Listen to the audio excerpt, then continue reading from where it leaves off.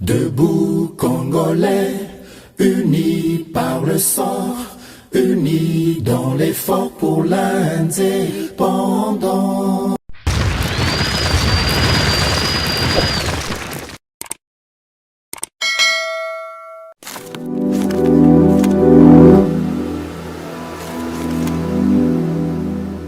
Boza, le bienvenu à GCAM Télévision, fidèles abonnés, chers téléspectateurs, Matondo Mingi, bon week-end chez vous, Bino Nyonso Bopona, voix excellence à travers Samba Olonga na émission Debout Congolais, na souhaité Bino le bienvenu na émission Oyo Debout Congolais, Bino ba membre ya famille Mounene Oyo Zali Kobenga Debout Congolais, famille Oyo et Tombolaka toujours bendele ya ekolo Congo naza vraiment na esengo ya koyeba bino ebele bovandi na bitando na bino tantôt na télévision vous allez kolanda ngai en ligne na machine na yo na ordinateur tozolanda nga na téléphone. Vous êtes le bienvenu na plateau oyo ba éclairé, plateau ya ba vrai patriote batu oyo bazali kocha nation na bango likolo ya makambo nyonso balingete Congo e bonga mbote na ngai papa Gérard Kabea. Ça biso toujours privilège ya ko présenter émission Onetando ya GCAM Télévision. Merci na papa Bernard Mpunga à partir ya France. Vous allez soutenir l'émission Debout Congolais. Vous êtes nombreux à accepter de mettre la main sur la pâte de manière à ce que l'émission Oyo et Koba ko servir bino davantage. Bendele ya Congo et Koba toujours kopé pas. Nalobaka soko za vrai patriote, il faut même Congo na motema na yo, c'est-à-dire oza FARDC na motema pour mieux servir sa patrie. Et sengelika ate ola ta kazaka ya politicien, et sengelika kate ola ta tenue militaire, tope ola ta tenue ya la police, mais sengeli o mema ekolo Congo na motema na yo. Yango nalobaka biso nyonso FARDC na motema ti tokotika mboka Congo na bana na biso tope bakoko na biso Congo na biso kozala toujours na mitema na biso kasi traditionnellement na mesana ko banda koloba na bino ete justice ya Nzambe moto moko te aishapaka na contrôle nango soki yo kosalaka mabe na mokili omibengi yanke tope okosalaka mabe olobi ke yo bazomona yo te mabe oza kosala to yo po zo kanisa ke nyonso yo sala ka muta contrôler ka yo azate yeba ke lisu moko emona ka yo yeba ke d'une manière ou d'une autre vous n'échapperez pas à la justice divine. Comptabiliser ba acte na yo tala ba acte malamu yo pozaka soko futi ngote na soir ya vie na yo soko futi ngote na temps présent yeba yango ke même dans l'au-delà okoye ba kofuta toujours prix ya ba acte na yo ezala ya malamu ezala ya mabe yango na betaka mbela avant émission ebanda koloba ete salaka malamu soko salaka mabe ozana na temps ya kozonga na nzela malamu. L'actualité d'aujourd'hui lelo ya week-end ezali dominé na procureur général Aouti Kosenga levé ya immunité parlementaire ya honorable Jean-Marc Akabound pour outrage au chef de l'État. Tout le monde qui paie mon lobby ba soda bazala qui est belé na lopango na ye ba kei pour na ko retirer jeep ya Assemblée nationale oyoye atikala ki aza ko garder. Vraiment ba nungu etambola ki mingi pourquoi des policiers chez lui bato bakokai ko interpréter on ndenge na bango ba interpréter ki mais awa to ça la mise au point to ko meka ko lobelango toyeba qu'est-ce qui s'est réellement passé. Est-ce que honorable Jean-Marc Akabound sala ki outrage na chef de l'État, qu'est-ce qui va se passer ensuite? Wana ezali premier sujet to ko banda nango. Deuxième sujet to za ko loba wa ezali présidence ya EAC ya communauté des États de l'Afrique de l'Est. Ezali kolongola maboko ya Uhuru Kenyatta ezokende na maboko ya président burundais Ndayishimiye. C'est lui qui succède à Uhuru Kenyatta. Donc, ils ont conclusion où ils ont marqué dans le 22e sommet ordinaire, il y a organisation wana, il y a communauté des États de l'Afrique de l'Est. Qu'est-ce que ces changements-là pourraient apporter en termes diplomatiques par rapport à la communauté wana? Bénéfice nini ba Congolais ba ko tirer dans mon mouvement wana salami? Parce que tout le monde sait bien que entrer à RDC dans la communauté des États de l'Afrique de l'Est, ils allaient vivement critiquer na ba Congolais, batu mingi balingi koyoka te ke Congo a faire partie dans les sanga wana parce que ezali les sanga ya batu oyo bazali ko linga bonheur ya ba Congo te, bazali ko linga agression ya Congo. Nous allons en parler tout au long de cette émission et nous allons terminer avec cette affaire qui fait sensation à Kinshasa, affaire ya ba Wewa. Vraiment des vidéos sur qui na ba réseaux sociaux, ba vidéo moko vraiment horrible ezali ko la kisake. Finalement à cause de l'impunité, vraiment il y a des milices oyo komi ko se cacher, batu ba komi ko sala ba acte moko incivique derrière phénomène ya ba Wewa qui sont connus généralement lokola batu oyo basalaka taxi moto na ville ya Kinshasa principalement. C'est-à-dire les pouvoirs urbains et la ville de Kinshasa, ils allaient maîtriser les sous-soutés makambu ya ba Wewa. Jean-Denis Ngobila a zui mukano été dans 20 jours ba Wewa nyonso ba se conformer na décision ya kozala na plaque d'immatriculation. Est-ce une décision satisfaisante ou suffisante? Qu'est-ce qu'il faut s'attendre na ville ya Kinshasa par rapport à la mesure où Jean-Denis Ngobila zui? Nini pende koma ya solo? Quels sont les vrais problèmes auxquels il faut s'attaquer? Est-ce que police, il y a circulation routière et ça la kamusala nango? Est-ce que autorité, il y a l'État, ils allaient se faire sentir dans la ville à Kinshasa? Mituna wana biano nyonso, ils allaient tout au long, il y a émission Oyo, il y a ba éclairé avec toujours Mwana Mboka, Samba Olonga, aussi pour la Canada debout congolais. Vous voulez faire partie de cette famille debout congolais? La seule façon, ils allaient s'abonner à la chaîne Oyo, faire abonner pe voisin, partager actualité na biso na bato nyonso pour être congolais nyonso azala toujours éclairé. Na zongi na lombango na actualité Oyo na nonsaki bino na sommaire. Procureur général près ya cour à cassation azui bongo mbano na lettre na ye. Nakoyi kotanga lettre au procureur général à Lobiawa. Le procureur général a sengi na Assemblée nationale levé ya immunité ya honorable Jean-Marc Akabound. La lettre dit que les alliés réquisitoires du procureur général près de la Cour de cassation aux fins d'instruction contre l'honorable Akabound Jean-Marc, député national.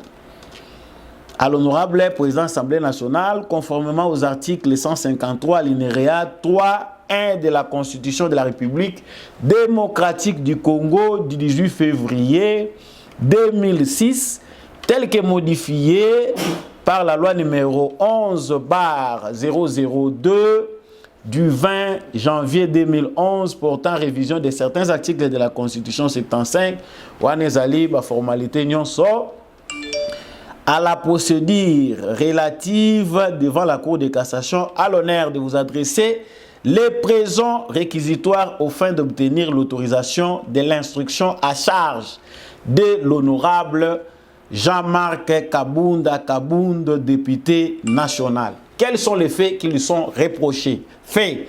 Lors du point de presse tenu par l'honorable Jean-Marc Akabound en date du 18 juillet 2022 à sa résidence de Kingabwa Limité et c'est devant plusieurs personnes, plusieurs chaînes de télévision, des radios et des maisons de presse écrites dont Télé 50, RTNC, Top Congo, Forum des As, ainsi de suite. Précité a tenu des propos ci-dessous qui sont injuriés et de nature à porter atteinte à l'honneur dû aux institutions publiques et à la dignité du chef de l'État avec intention de l'offenser.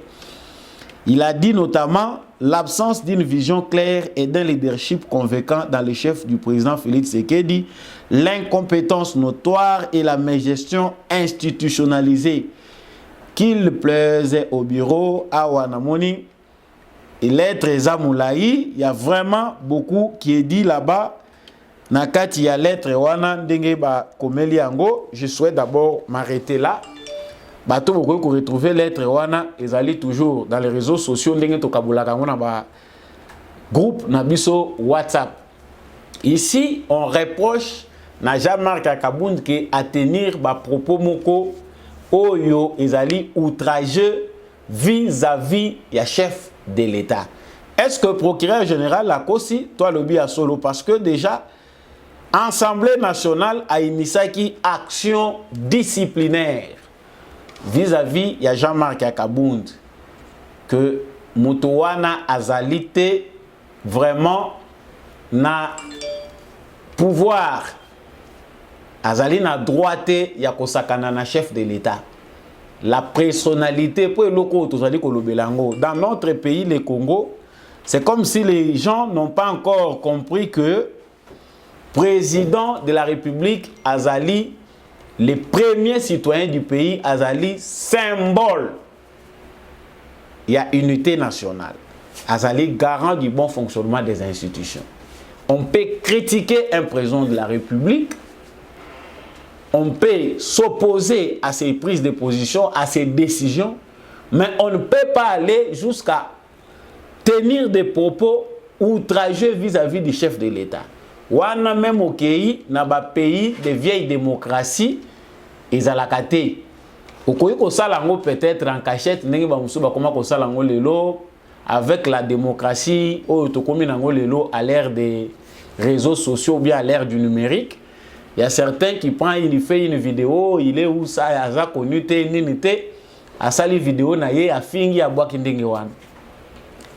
Mais ce n'est pas du tout propre. Nanani na mutuloko la députée a tendé à tenir ba propos vis-à-vis du chef de l'État. Mais quelque part, avant d'abord tout côté en analyse, mokolo ya lobby ba policier ba kendaki ebele nanda kwa Jean-Marc Akabound. Akabound ba kei pona koboto la jeep oyo ye agardaki nanda kuna ye. Azo gardé jeep na ya assemblée, ya bureau et assemblée nationale.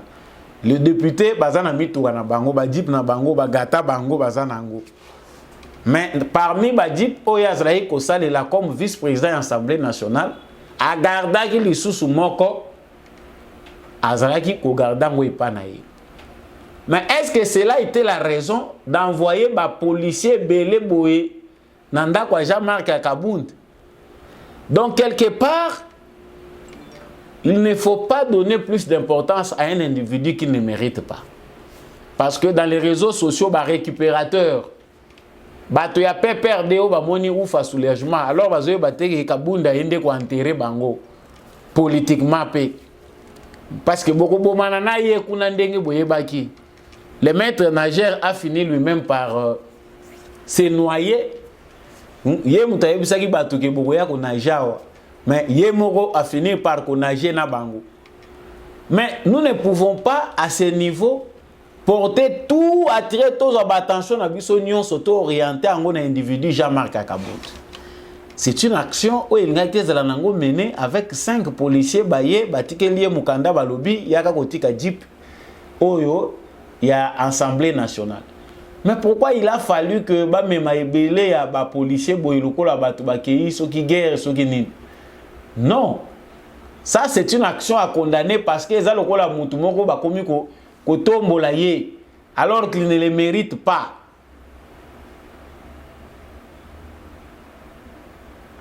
Cette dip là to yebi ba musu bazo ki makabazo bi makabazo kindaka na ba mituka.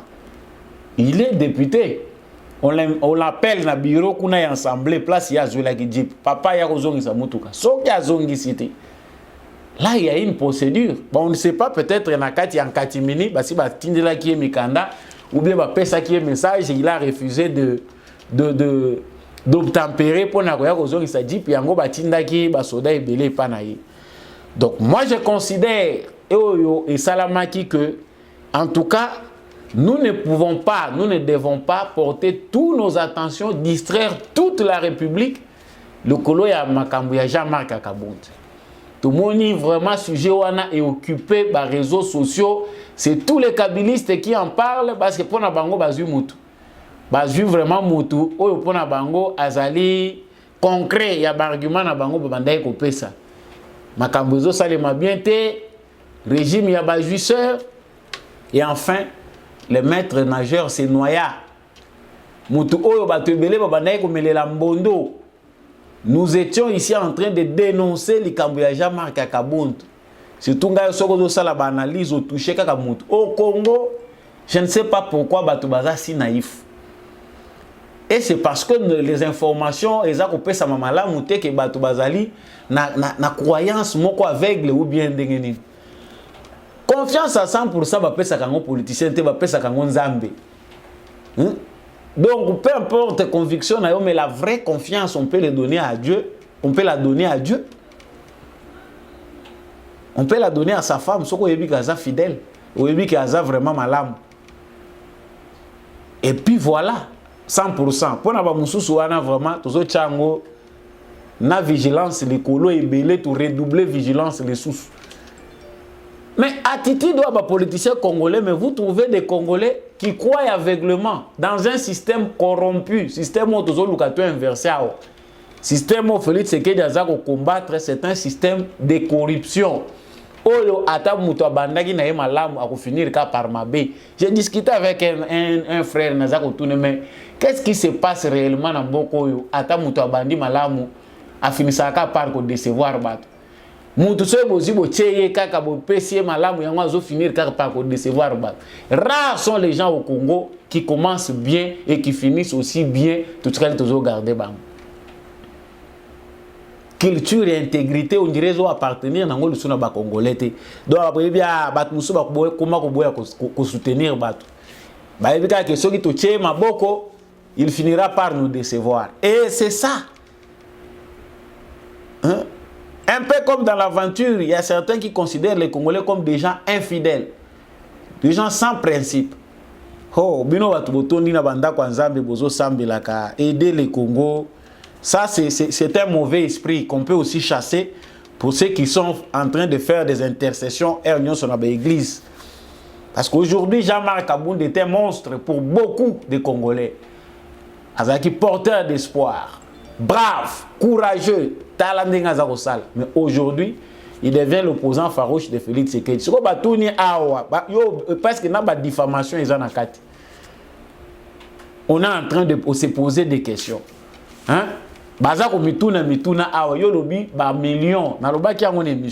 Des centaines de millions, ils ont un budget privé. Des centaines de millions, ils ont un budget privé. Ils ont eu un banque.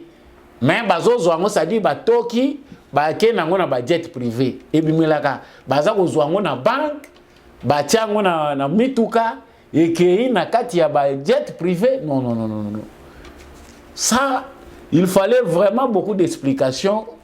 Jean-Marc Akabonde expliqué na ba congolais parce qu'on ne voit pas clair. Peut-être que ya zali na ba élément où il faut servir de preuve sur des centaines de millions ya zako moni zako kende. Ça, c'est un langage, selon analyse propre aux gens de FCC. J'ai suivi un jour le Molière Lemba sur un plateau de télévision à Zakoloba. À l'obi, bateau Bazana Félix Tshisekedi, Bazako entouré Félix Tshisekedi, Bazako Yiba Mingi Koleka régime à Joseph Kabila. Mais ne tombons pas, parce qu'il y a des gens, par souci de contrôle, par souci peut-être de vigilance citoyenne, qui risque de tomber aveuglément dans l'aventure, il y a PPRD na makamuja Akabonde comme sale parce qu'il est déjà dans leur système. Diabolisation, diffamation, on va monter des fausses informations pour discréditer des centaines de millions de dollars. Joseph Kabila a géré les Congo. On ne sait pas retracer. Aujourd'hui, il n'y a même pas moyen de retracer comment cet argent-là sortait. Ils ont bien institutionnalisé les pillages de telle en sorte que mbongo ezobima nango moni yango ebimi nango eza ko exécuter projet. Combien banzela etikali inachevé mais mbongo ebima na trésor public. Nzela moko baza ko bimisela ngo mbongo 5 fois 6 fois chaque fois ba réhabiliter ka nzela wana. So ba ye ba tie couche moko ya mabanga muke, ba ye na mwa goudron muke ba tie basalika mwa calcul. Ndenge bazo kende boye ba ke dans moins d'une année maboulou bandi da ko salema. Kuna ba kotisi déjà demande qu'il faut réhabiliter encore telle route. Des aventures comme ça on en a vu. C'est vrai, l'entourage de Félix Tshisekedi souffre du mal congolais parce que ça muyibi wana na makamunyonso oyo ba congolais bazo sala. C'est presque la même chose. Aujourd'hui, le président de la République cherche à se défaire de certains de ses collaborateurs. Il a promis que à réduire taille à cabinet naie, il va remanier, revoir certaines choses. Mais il va remplacer par qui? Dessin. Mais non, quand il le président de la République a remplacé par ça, centre. Ça ne sera pas des saints, c'est le même Congolais qui ont la même maladie. Voilà pourquoi il faut l'histoire de la vigilance et de la casse. Certains, certainement, parce que sont incompétents. Ils sont incompétents, mais le virus a mouillé. Le coup, la moko a kotanga kombo. Caméra est intelligent. Caméra est intelligent. Mais qu'est-ce qui fait que Makamuna Belé est compliqué? Iris wana ya mabe. Donc ne tombons pas dans les pièges Yakobanda ko diaboliser entourage du président de la République, ba juicer, ba tunyonso parce qu'il y a des gens qui passent leur temps sans preuve ni quoi. Mbongo ezebele bazoya. Mbongo ya présidence et utaka wapi? Et utaka na entreprise moko songolo pakalato et yaka kaka ndenge yaka na budget ya présidence. Et bimaka na bangi te yango ezaka na source musu ebimelaka.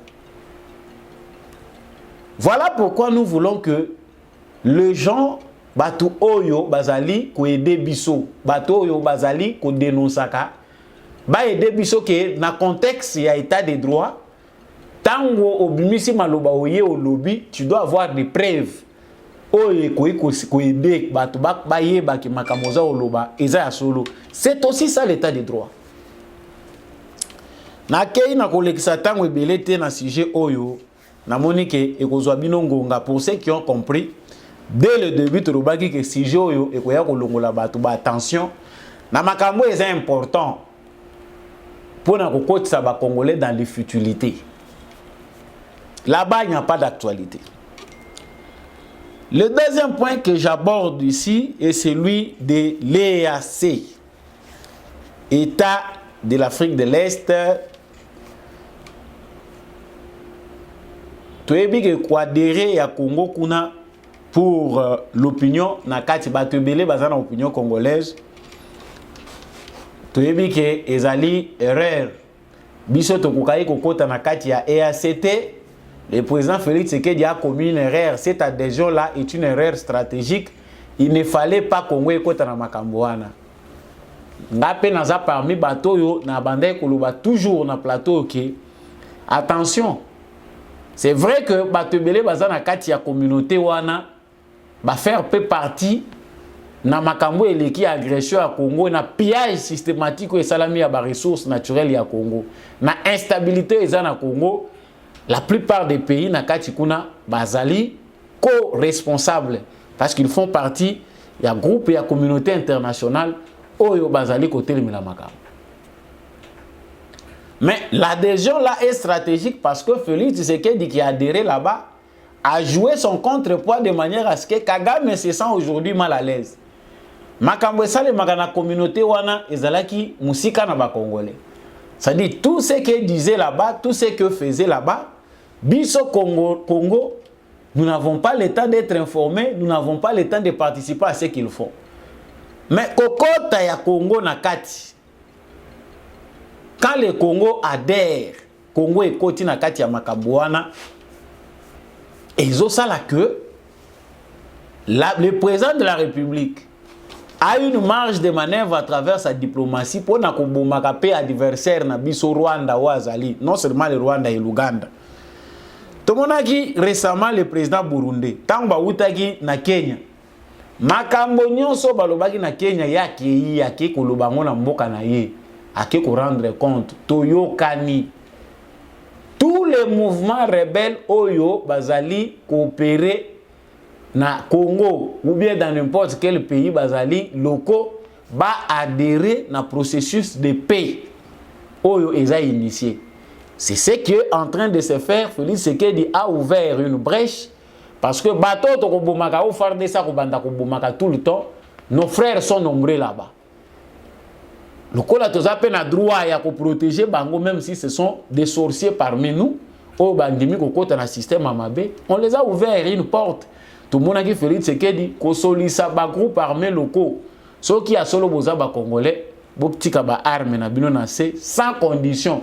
Batanga ki papier wana mutu nyonso aza ko yoka makambo bazoloba. Mais on ne comprend pas pourquoi au Congo même les communications les plus claires font toujours donnent toujours lieu à des débats insensés. C'est-à-dire on peut communiquer aujourd'hui au Congo bolobi les cambo tels qu'ils allient. Mais vous verrez les gens discuter autour des futilités na ba memi les cambo hors contexte nango. Bon, pour certains, nous avons fini par comprendre qu'ils allaient 18 ans ya kozala na kati ya molili. Quand vous êtes dans l'obscurité, bakangi wa attaque tendi na misu. Pendant durée où ça va faire ce que balongolo qui tendi kozala dans un premier temps aveugle avant au misu na yo banda ko se réadapter les sous na lumière. Un peu pareil avec biso ba congolais, bobia ba congolais mususu oyo bazalaki vraiment très prisonniers de l'obscurantisme oyo ezalaki nango complot. Le président burundais a commencé à initier des actions parce que pour lui, il a compris que tous les sous l'intérêt à kondimaka biloko ba Kagame bazo sala. Loko la Kagame na Museveni bazali kotala na bango peut-être par ekomi makambo ya morphologie non bango batuti o biso ba koto yo ba bantu boye tout ça ndenge batumsu ba kolobaka wa biso pe photo télémilaï. Nous avons vu une marche na Burundi contre makambo ya Kagame ba Burundais ba marché ba Burundais ba tche drapeau à Congo bazo sambela pona Congo bazali ko sala appel na conscience ya ba Congolais. J'ai pris cet élément parce que lelo présidence il y a communauté des États de l'Afrique de l'Est eza ko longwana elongwe na maboko ya Uhuru Kenyatta ba pesi yango na maboko ya Evariste Ndayishimiri, ce qui Ndayishimiri, bah combat on est moins compliqué. Donc c'est désormais le président burundais qui va commencer à présider la réunion. Il y a communauté des États de l'Afrique de l'Est. Est-ce que ça sera facile pour Kagame? Qui d'office a sa moni déjà opinion burundaise ndenge bazali ko manifester contre yi. Parce que kokota kaka Félix Tshisekedi akota ki na état de l'Afrique de l'Est. Et banayi déjà ko occasionner absence ya Kagame na kati ya ba réunion wana, na kati ya lisanga wana. Kagame a commencé à s'opposer à ça. Na beta lisolo wana mingi plusieurs fois awa. Que tangu kaka glace est sonné na Kenya. États-Unis et ici bango makambwana bokotia sur table biso toko zwango acte, nous allons prendre acte. Toutes les conclusions là ils sont claires balobi ke mutu na mutu soko ozali mouvement rebelle étranger na sol ya bato zonge pa na bino. Tant Kagame azali ko poser question alobi ke M23 Félix Tshisekedi a négocié nango Félix Tshisekedi l'autre président ya Tanzanie a ébissé comme ça, yo besoin FDLR, bah ya paye pas na yo négocier na bango. Cette question-là, surtout de FDLR, est très stratégique parce qu'il faut savoir, bah FDLR oyo Kagame azali kolobeleza bah FDLR nini. Qui sont ces FDLR oyo Kagame azo continuer ko banga ti lelo oyo azali ko continuer ko pointer doigt na kati ya Congo. C'est de là que ça a commencé. Tant que Kagame a dit qu'on s'absentait, comme il continue à ministre des Affaires étrangères, comme il ça la batourine en Afrique centrale Mobimba. Pour que l'Otal Sabango comment Félix Tshisekedi que lui avait convaincu. C'est ça, ce que nous apprenons du président Félix Tshisekedi, ils ont servi biso ba mususu pe des leçons. Des fois dans certaines situations, il faut mettre ça la zoba pour enfin au finir par déchanter battre. Pour Kagame, effectivement, le président Félix Tshisekedi était malin. Soka Yaki a présenté Bango ambition à s'opposer à Bango dès les premiers jours de sa gouvernance. Ça allait être les Congolais, Bango, Moko président na Bango. Et aujourd'hui, on nous signale que Kagame est très en colère vis-à-vis de Tshisekedi. Mais qu'il soit en colère. Si Kagame était plus malin, Azalaki sage, parce que lui, il est malin, il est rusé. La ruse, c'est du diable. Azana est rusé, c'est lui qui va embourber Félix Tshisekedi. Nyon Sakoloba Félix Tshisekedi, oui, donc Kagame était très bien rassuré par Tshisekedi. Oh, Nyon Sobato peut perdre à Obakabili, c'est Bazoloba. Tshisekedi a signé des accords avec Kagame. Tshisekedi a signé ceci. Mais ce qu'on oublie, c'est que Kabila azangaka accord ya ko brandir biso ko la kisandenge ni bayoka na Tshisekedi. Peut-être certaines personnes jusque-là n'apprennent pas à connaître Félix Tshisekedi. Mais pour nous qui comprenons que c'est un monsieur qui sait bien dribbler, Bato Azali Kokuta na banco comme adversaire en politique, Kabila a manqué à montrer parce que les gens du FCC ont va faire la coalition FCC cash. C'est comme si nous n'avons pas le temps de voir tout ça. Tout méga analyser malam. Bakabiliste, Bachamakelele, chaque jour, il y a un accord signé Kabila Tshisekedi. Accord à moitié le monanate. Parce que s'il y avait accord, mais les héros de Moutounion Soazanango, il n'y en avait pas. Namaloba. C'est-à-dire, si c'est le temps, il y a Zambé, il y a possibilité de ruiner yo, peu importe forme, nous sommes tellement diversité na yo. Kabila a fini par perdre position politique, majorité na Bangwawa, nyonso et koyaki na mai. Pourquoi? Parce qu'il pensait que avec Félix Tshisekedi, nous allons manipuler ceci. Aujourd'hui, c'est un dictateur à Bomimboka. Mais bino mutu bolobaye que bino mutu bozo diriger Mboka. Il y a ça étiquette lingi ya pam. Comment c'est vous qui plairez aujourd'hui? Le mal chez nous Congolais, c'est qu'on ne prend pas le temps de fouiller dans le passé, voir ce qui s'est passé pour tout comprendre Maramozo le Kasiko. Donc c'est dans le même ordre d'idées, dans la même stratégie que Kagame paye, Kagaloko la Kabila, politiquement, à Zubaku.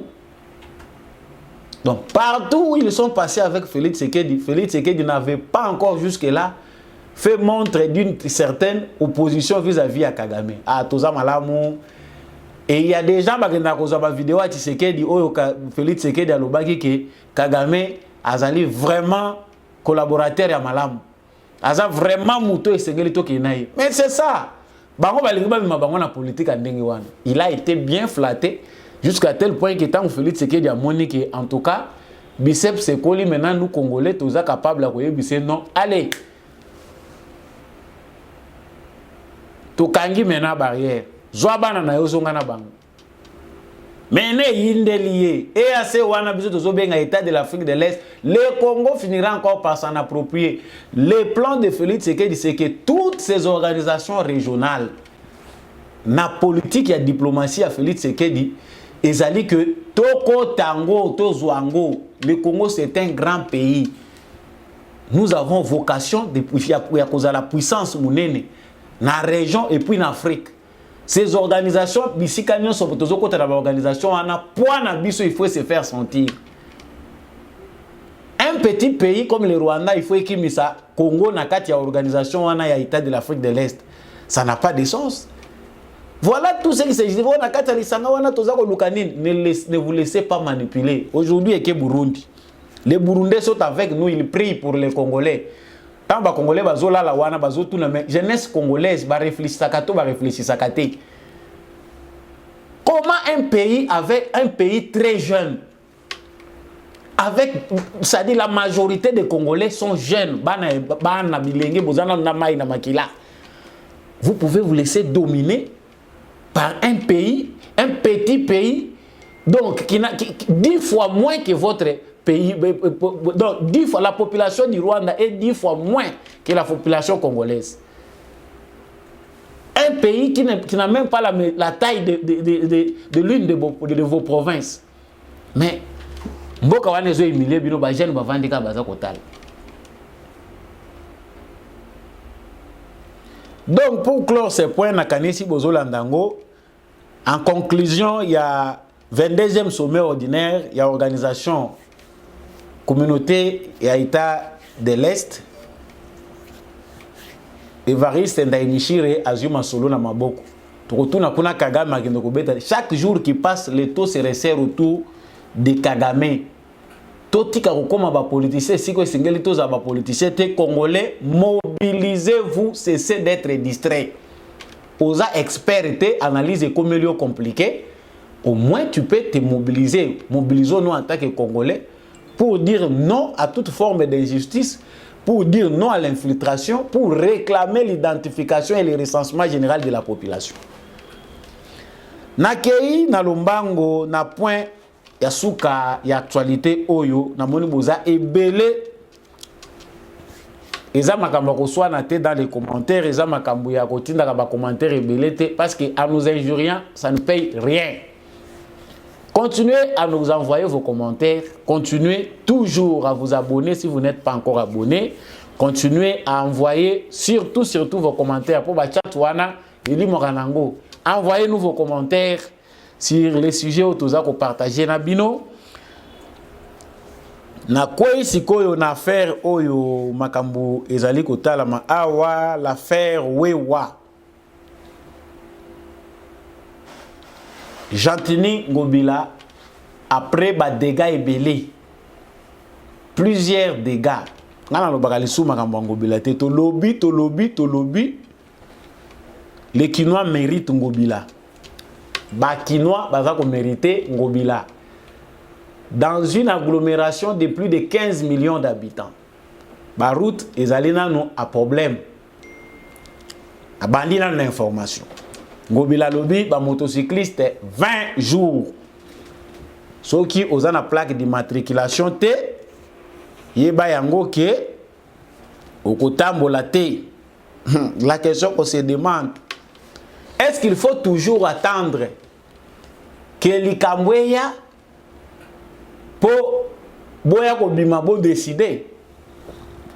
On trouve ici que complot ezali.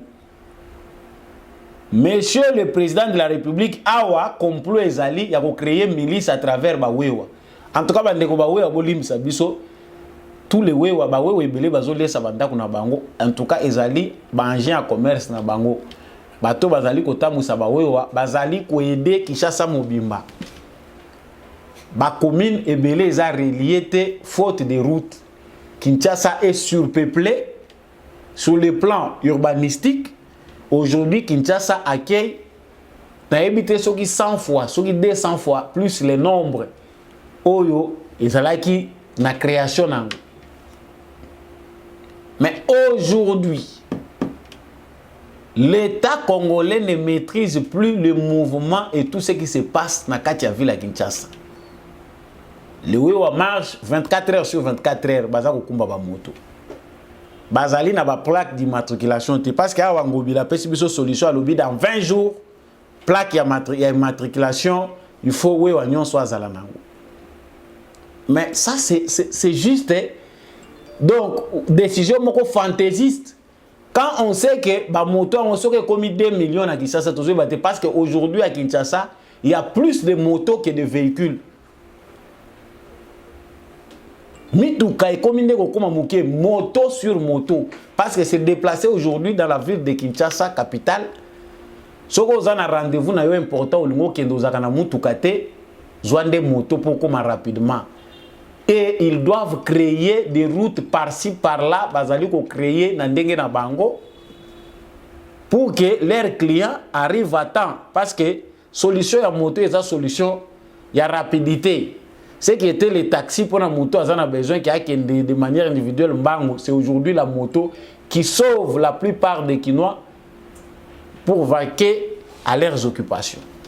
Oh, Boutou est indélien à ville, il sait qu'il peut prendre la moto à 3 000 francs, 4 000 francs depuis centre-ville pour aller à l'aéroport.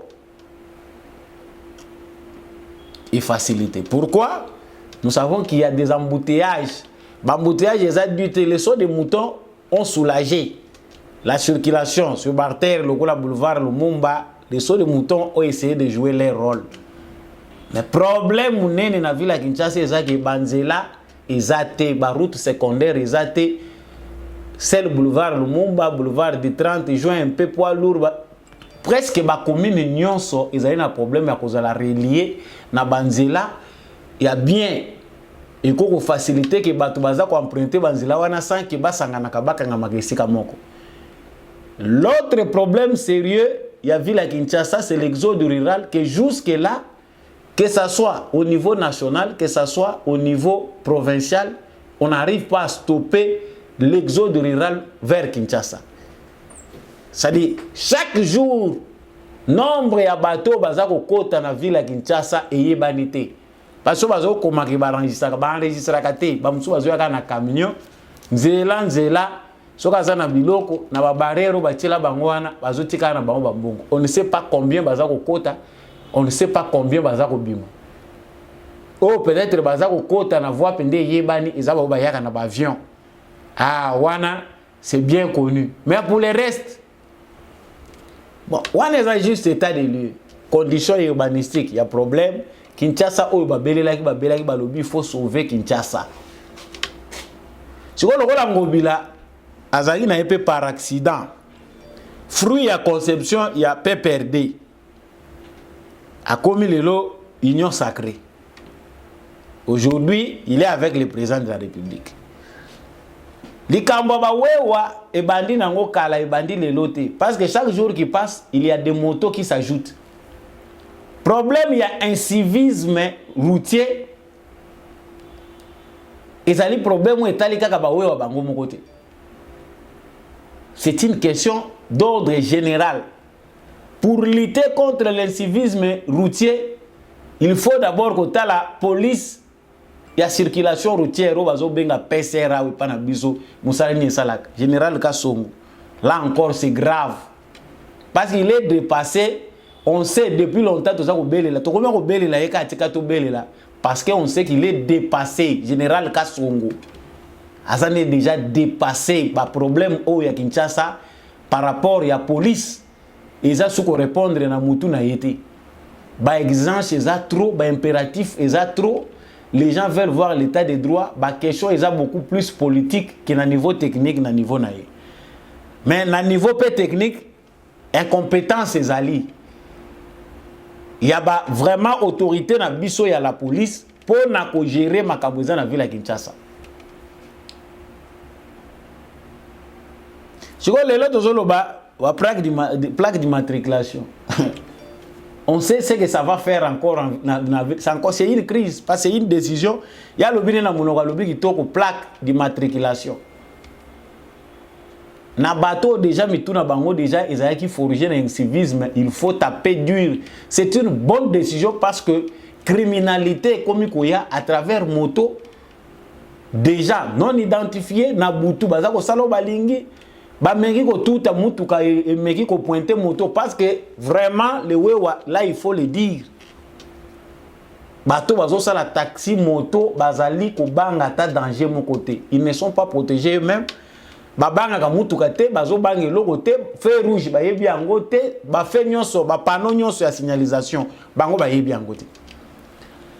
Maintenant des décisions comme ça quand il faut les prendre des gens sérieux au baza ba politiciens ba vanda ka ils réfléchissent une fois pour toutes pour prendre des décisions énergiques ba solution moko à caractère durable.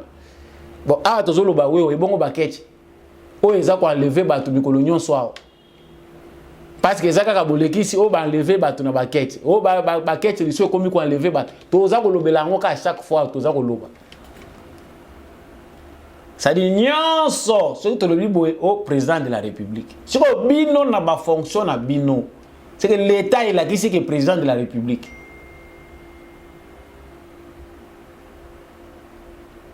Cette question, parce que les solutions on les partage. La solution oyo, il faut qu'on partage en Kasongo. Il faut normalement qu'on change. Dernièrement, wa ici biso alobi ba roulage pour basa musala malamu, bolu ke la bango ba teni o ezanga ba poche. Soko che ba poche te ba bochango na ba po ba chaka mingi mbongo na ba poche. Mais ça ne change rien. Soko lukeli bango teni ezanga ba poche na kingwa ko kotsa te kuna na se akangi ba lase. c'est que la question que muto azama yele a souki ma yele par rapport à ma réflexion na ye. Il n'est plus à mesure d'apporter quelque chose. Mais bobozo bomba ye kaka. Ministre intérieur ou tokolobelate. Parce que est-ce que vraiment ministre intérieur ça la musala na ye? Ozalaka ministère intérieur siège nango na ville à Kinshasa. Insécurité au bazobele la kango chaque jour, insécurité comme il sous augmenté. Baza ko enlever batou, ba moto, baza ko lande la position. Est-ce qu'il y a des solutions? Il n'y a pas de solutions bien beaucoup à apporter. Moutra mutu awasala makamuna ya lingi. Chacun est na côté na ye, moutra mutazo luka par na ye ya kokolia. Ministre intérieur à Selu. C'est une question qui vous concerne aussi parce que sécurité est na kati. Toi ba kotanda mulongo baza soki 2 millions, ba futa kambongo. Ba pesa kambongo na bango chaque jour parce que les wewa contribuent aussi déjà na ba recette ebele, bazo contribuer na ba recette ya ville à Kinshasa. Mbongo on peut toye ba kango te soki vraiment transparence nango ezalaka bien vérifié toye bipete. Chaque jour muto moto moko azo pesa 500 francs afuta ka ticket. Chaque jour ba pesa ka 500 francs muto moto basombaka ticket. Sko ticket moko oya sombaka na 500 soki to multiplier to lobi 30 jours on peut mettre même 29 so to 30 jours c'est 15 000 francs.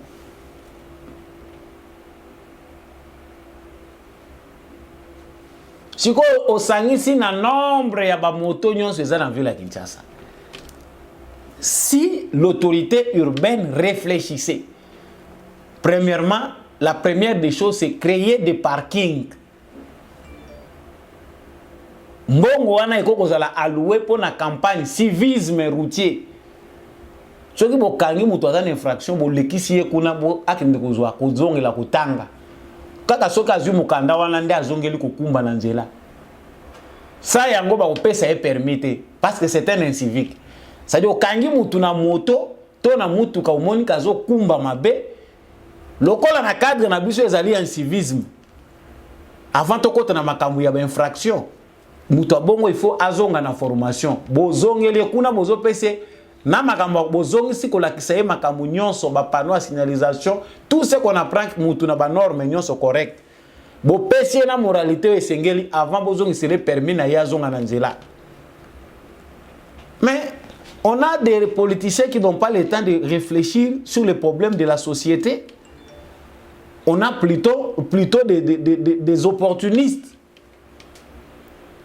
Muto ya ko ine na politique par accident. Ndenge nini ya kozwa temps aboma ngonga na ye banda vanda qui a réfléchir comment trouver des solutions aux problèmes de Kinshasa. Voilà pourquoi nous souffrons. Parce que la solution au bâtiment se base sur le bilan. La plaque même il y a immatriculation. Bochaka TVA, bozo tchako na kati ya babilo ko batu baza ko somba. Otali facture 240 quelques mille, otali TVA soki 40 combien de mille, soki 50 combien de mille. Et les Congolais ils achètent aveuglement. Ba Congolais bazwa ta la facture TVA on eza combien? Rare sont les consommateurs congolais qui ont le temps de voir dans ma facture TVA on côté eza combien.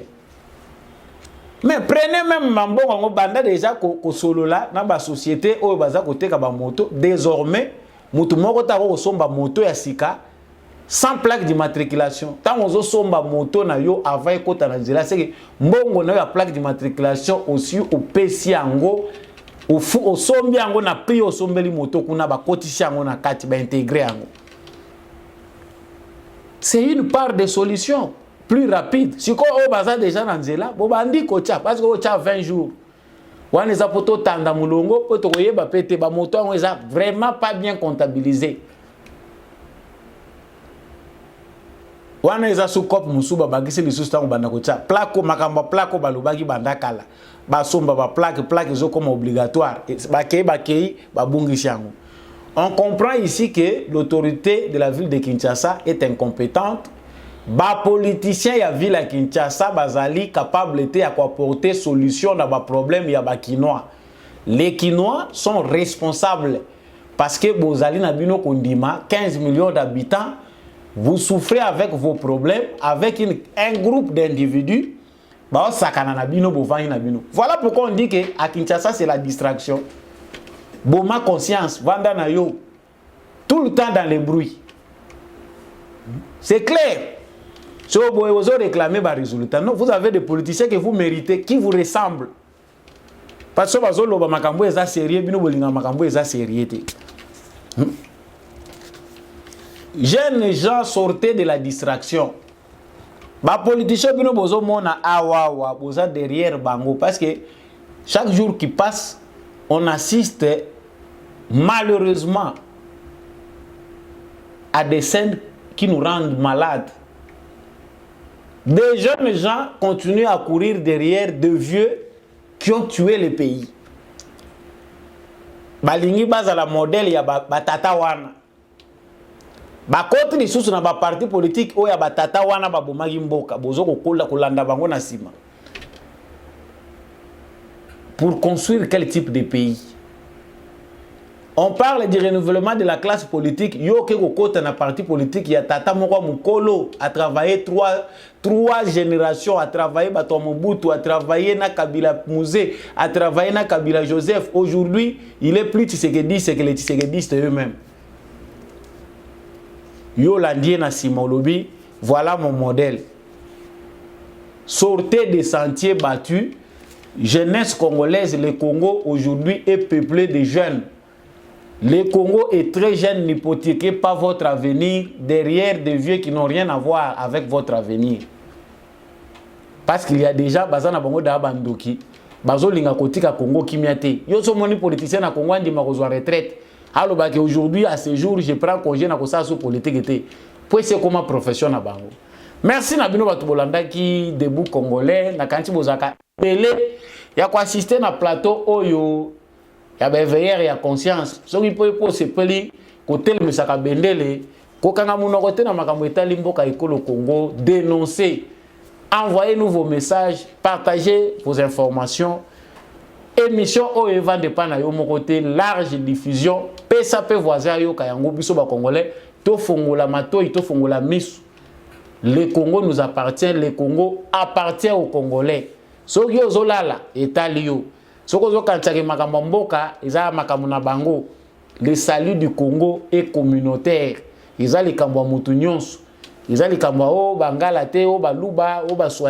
l'affaire de tous les Congolais. Surtout jeunes gens, n'héritez pas le tribalisme. Héritage, si vous héritez tribalisme, dans l'inconscience. Pour qu'il y ait inconscience, ne soyez pas tribaliste. C'est dans l'unité et dans l'amour que nous allons construire notre très et cher beau pays. Merci d'Andegumbi à chaque fois que ma caméra oyo. Pour être besoin émission oyo. Papa Jean-Louis Tibalanga, merci vraiment beaucoup. Na soutien à Bino, Maman Lisette Mongbendu, Boza et Belé, Boza pour participer na réseau oyo debout congolais. Vous faites pression pour que debout congolais et Télémissa Solo, Bendele Ekolo Congo, bientôt vraiment sorti officiel. Et à Makasi, à Makambo Etali debout congolais, Bissognon, Tombola Bendele, Fardese na Motema. Assistez à cette campagne, envoyez-nous vos soutiens. Fort mignon sur Bokosa Lelango, Samba Welonga Ela, numéro Ezanessa Itandonayo, na Pesibino. Au revoir, tout le monde à la prochaine émission.